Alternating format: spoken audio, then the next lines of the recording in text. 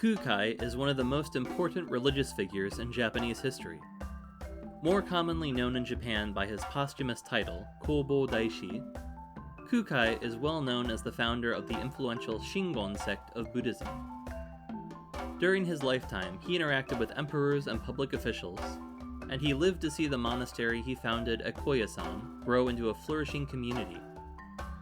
In the centuries since Kukai's death, countless legends have sprung up across Japan concerning the holy figure. This is not, by any means, an exhaustive study of those legends. That would take a lifetime. This is more like the Kukai sampler platter. First, a brief biography.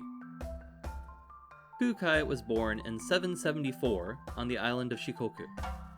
His family was upper class, but on the decline. As a teenager, he received a classical education in Nara, the capital. But Kukai found studying the classics to be terribly dull, and soon gave up his studies in favor of wandering the wilds of Japan as an ascetic. During his travels, he grew more and more interested in esoteric Buddhism and traveled to China to study there. For 2 years, Kukai learned all he could about Chinese and Indian Buddhism. What Kukai learned, he synthesized into what would one day be called Shingon Buddhism. In 816, Kukai founded a monastery for his school at Koyasan in the wilds of the Kii Peninsula. Koyasan was governed by 4 commandments, which persisted until the end of the 19th century. 1. No eating meat. 2. No raising chickens or cats. Dogs are okay, and we'll discover why shortly. 3. No musical instruments. And 4. Nyonin kinsei, a Japanese phrase that translates roughly to, no girls allowed. Women were restricted to temples like these on the extreme outskirts of the monastery. Kukai spent the rest of his life advocating for Buddhism both in the capital and among the people, and he died in 835 at the age of 62. Maybe. Which brings us to our first story. For the past 1200 years, monks have been bringing meals to Kukai's mausoleum in Okunoin Cemetery. According to tradition, Kukai did not die, but instead entered into a state of eternal meditation, praying for world peace. In which case he's doing a pretty bad job.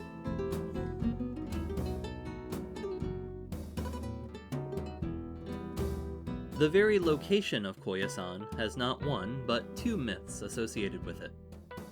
The first one involves Kukai's studies in China. Before he returned to Japan, Kukai took up a vajra, a ritual weapon based in Hindu mythology. He hurled it towards his home country. When he returned, he searched far and wide until he found the object. It was upon that spot that he built his temple. A pine tree later sprouted where the weapon had landed, and pine needles with 3 prongs, like the vajra, are said to be lucky. In another version, Kukai was out in the backcountry, searching for a place to build his monastery, when he chanced upon a hunter with 2 dogs, one white, one black. The hunter loosed the hounds and told Kukai to follow them. Kukai did as he was told, and before long the dogs came to a stop. On that spot, a god appeared to the priest and bequeathed the land that would become Koyasan unto him. There's a political point to this fable. The wilderness of Japan is rightfully the domain of Shinto spirits, so in order to build a temple to a foreign religion like Buddhism, Kukai needed the permission of said spirits. All that aside, history tells us that Kukai received permission from the emperor to build Koyasan in 816, and he picked a spot he knew from his days as a wandering monk. But that's not very exciting, is it?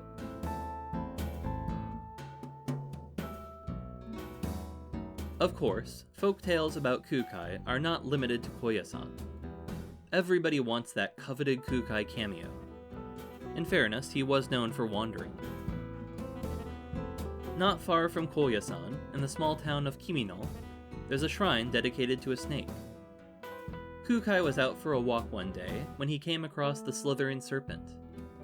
As he stepped over it, the snake said, "Hey, you think you can just step over me like that?" It suddenly morphed into a much larger creature, curled around a nearby rock, and breathed fire at the priest. Kukai hurriedly began chanting some prayers, and the serpent soon vanished. This shrine was erected to soothe the soul of the monstrous serpent. Far above the shrine lie the marvelous Oishi Highlands. Kukai thought this place looked like paradise, and it's hard to disagree. He was so taken with the highlands, in fact, that he forgot his hat here. This outcropping goes by the name Hat Rock. Kukai founded not just Koyasan, but one of Japan's most highly regarded hot springs. The location of Yujin Onsen, south of Koyasan, was revealed to Kukai in a dream sent to him by the Dragon King. Here, the faithful could wash away their worldly sins as they awaited nirvana. It does not, however, smell like Teen Spirit. I'm so sorry.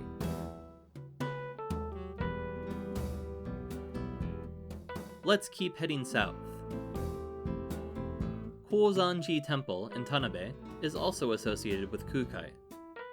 It was near here that the priest met a little old man who, like himself, was wandering the country. It turns out that this old man was in fact the Shinto god Inari. The two talked of religion and, probably, blisters from all the hiking. Kukai had a shrine built to his friend nearby the temple. Even further down along the coastline, Kukai was once hiking through the village of Wabuka. He begged a local fisherman for a place to sleep on his floor, and the monk was so taken with the warm reception that he blessed the nearby stretch of ocean to always be fully stocked with the local delicacy. The fish in question is known in English by the unfortunate name striped jewfish, but thankfully, the local fishing club has been trying to get the name Kukai fish to stick. The final story we're going to look at today concerns the marvelous stone formation Hashigui-iwa in the town of Kushimoto. During his wandering years, Kukai had become traveling partners with a malevolent demon. The demon found itself overcome by Kukai's benevolence and did his damnedest to get the monk to trip up, just once. As the two strolled past Wakayama's southernmost point, the demon pointed out the island just offshore, Oshima. Think of the poor souls who live on that island. They're cut off from the mainland when the seas are rough. Shouldn't we build a bridge for them? Kukai agreed, but the demon imposed a condition. They'd make it a competition. Each of them would have a single night to build a bridge, and the builder of the more fabulous one would be the winner. The demon allowed Kukai to go first, certain that it would be impossible to build a bridge in one night. The demon went to sleep, confident in its scheme, but it was awakened in the night by the sounds of grinding stone. The demon leapt to its feet to find that Kukai was already halfway done with the bridge. At this pace, the monk would easily finish the bridge by dawn. The demon's mind raced as it tried to come up with a way to make Kukai finish early. He spied a chicken, and inspiration struck. The demon let out his best impression of a rooster's crow, and Kukai, thinking that dawn had come, left his bridge unfinished. And so it remains.